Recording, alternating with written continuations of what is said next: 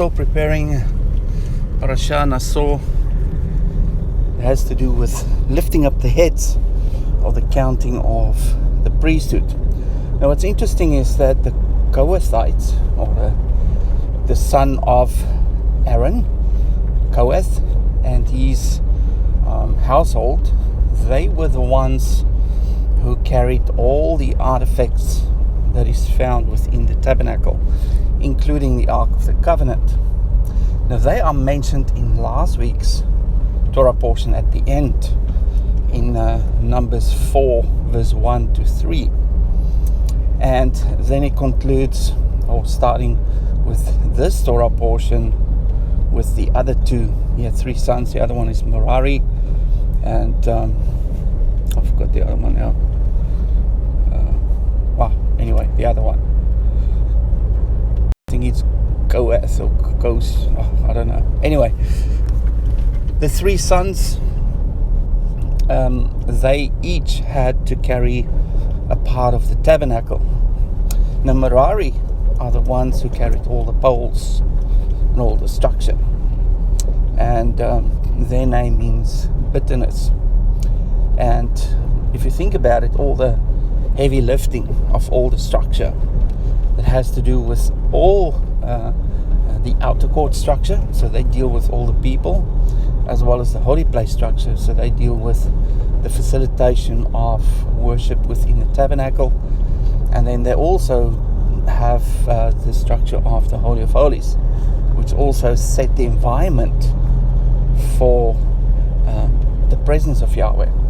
Now all the artifacts Kohath carried, and that includes everything in the Holy of Holies, as well as everything in the holy place, as well as everything within the outer court. All those objects, from the brazen altar right through to the Ark of the Covenant, were carried by them.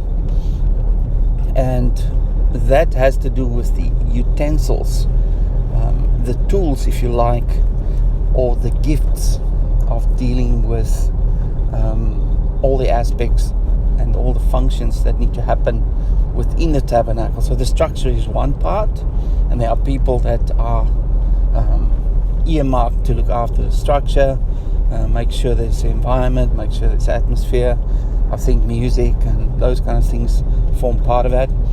And then you get the utensils, all the detail functions that need to happen, and every tool that you use in order to do that. I think that has to do with the rest of the gifts of the Spirit, like prophecy and word of wisdom, word of knowledge, teaching, and all of those things. They are the inner part tools. And then the covering, Gerson, I think it's Gerson or something like that, I forgot his name. He had to do with carrying all the coverings, all the skins that is placed upon the structure to form the space in which we connect with Yahweh. The last week we looked at the Sabbath from the point of view of the sabbatical year that has to do with the rest of the land, or that has to do with the Sabbath relating to a space which is called the land. And the Sabbath, of course, only relates to time, because it's a moedim, it's appointed time. Now the sabbatical here is where we got the connection of space and time. That's also the connection to a high Sabbath. And now we see that the tabernacle provides the space, and in the right time frames, which is basically the Sabbath, as well as the rest of the moedim, creates that high Sabbath connection. So if people think they can be on their own, keep Sabbath on their own, not mingle or interact with any other people in the body of Messiah, they basically just in time. They never get into the concept of space. Now when you create a space, that's also what Yeshua referred to. If there's 2 or more together in my name, there I am. And I am, of course, is Yod Heh Vav Heh, which is the presence of Yahweh. So it's important to be together, to fellowship together. So I want to underline that. And the tabernacle in this context within the book of Numbers underlines the importance of the congregation. Now, every time the priesthood were counted, they were called the congregation, to fulfill the tasks within the tabernacle, within the congregation. So it's always about the two things, the tabernacle and the congregation.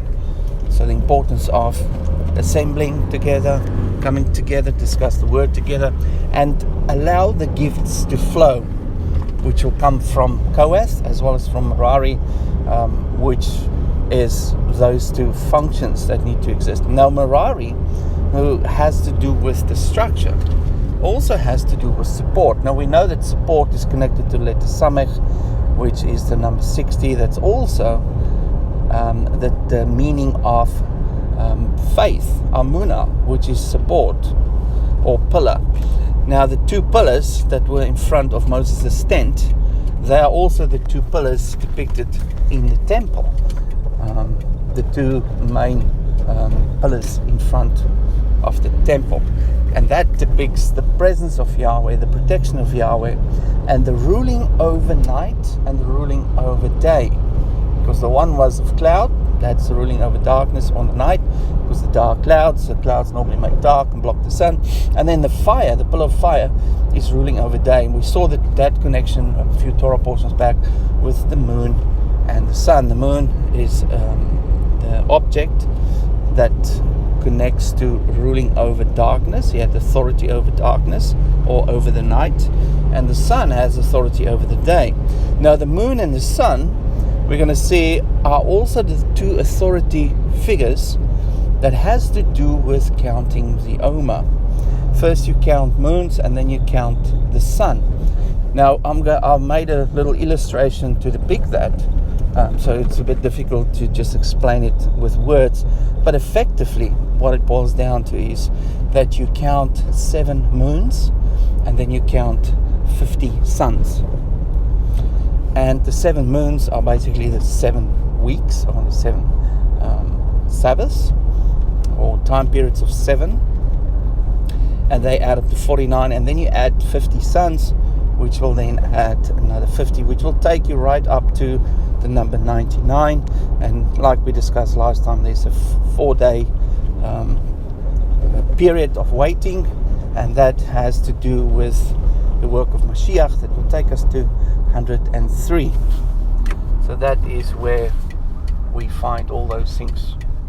So I'll leave you with those thoughts. I hope you have a lovely day and have a lovely day. Shalom.